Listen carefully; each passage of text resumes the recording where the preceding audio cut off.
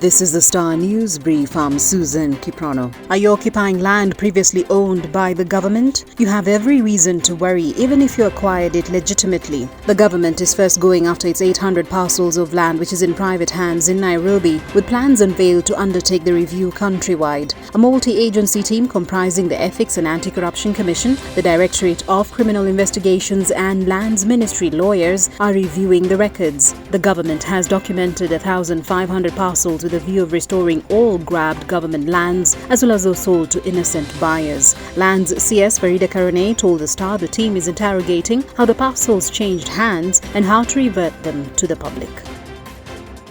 Get a copy of the Star by subscribing to our e-paper for only 10 shillings by dialing star 550 star 3 hash.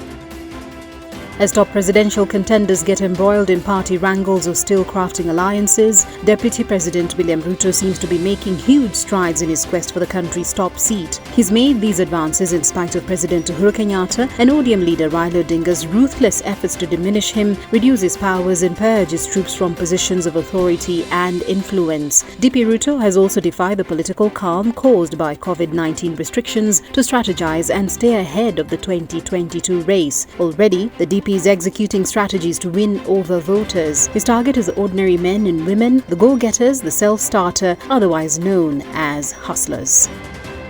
Infrastructure projects will get the hugest chunk of next financial year's budget in President Uhuru Kenyatta's race against time to seal his legacy. National Treasury has proposed 353 billion shillings to various ventures in the roads, transport, energy, ICT, housing and public works sectors. Other big spenders in the next year's budget will be education at 202 billion shillings, 183 billion shillings for national security agencies and health at 106 billion shillings. Agriculture and food security will account for 40.6 billion shillings, 93 billion shillings for the environment, water and natural resources sector, and 37.8 billion shillings for social protection.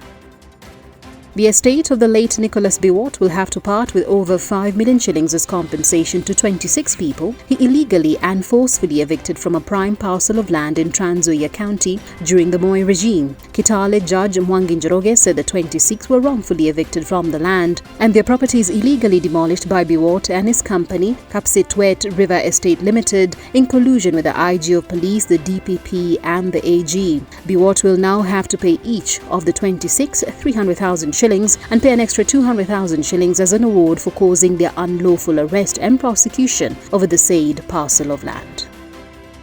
Remarks by Interior CS Fred Matiang'i, the police officers will not be allowed to engage in romantic relationships with each other, have highlighted the controversy around romance at the workplace. As men and women work together for hours at a time, natural instincts will inevitably kick in. Indeed, many people say they met their marriage partners while working together. For others, falling in love with a workmate turned out to be an experience of painful memories. The big question facing employers is whether romantic relationships enhance or hinder the ability of the employees to work together. Some people say romantic relationships interfere with day-to-day interaction between employees. Get a copy of the Star by subscribing to our e-paper for only 10 shillings by dialing star 550 star 3 hash. You can also get more on the Star website.